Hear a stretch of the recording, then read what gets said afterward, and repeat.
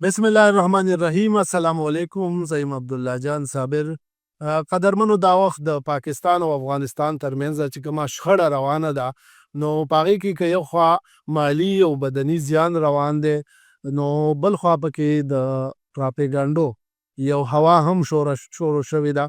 پاکستان د ځینې سوشل اکاونټس نه د افغانستان پر ضد پراپیګنډه کیږي او د افغانستان د زیاتو اکاونټونو نه د پاکستان پر ضد باندې کیږي. موږ غواړو چې دا جنګ ودرېږي، ځای شي دواړو طرفونو ته، ځکه ګاونډي هیوادونه دي.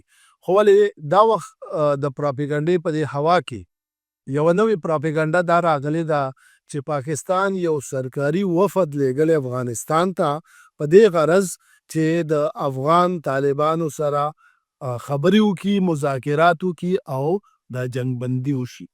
کله چې موږ د پاکستان د سیکیورټي ادارو نه د دې خبرې پخلی وکړو او د ګورمنټ اف پاکستان د ذمهوارو سره هم په دې باندې خبرې وکړې، نو هغوی وی چې داسې هیڅ قسمه وفد موږ نه دی لیږلی او نه فلحال زموږ وفد لیږلو ته څه اراده شته. د وفد کې چې کوم نومونه اخیستل کېږي، نو هغه د یو مولانا فضل الرحمن خلیل دی، دویم مولانا عبدالله شاه مظهر دی او دریم مولانا ساجد عثمان دی. دا درې نومونه اخیستی کېږي چې دا پاکستاني حکومت یا پاکستاني سیکیورټي ادارو هلته لیږلي دي په دې غرض چې خبرې وکړي، مذاکرات وشي. پاکستان دا موقف دی، څومره چې سیکیورټي ذرایع دي هغوی سره زموږ خبرې شوي یا حکومتي چارواکي دي، چې تر څو زموږ مطالبات افغان حکومت نه منلي، تر هغې پورې موږ نه وفد لیږو، نه مذاکرات کوو او نه ډزبندي کوو.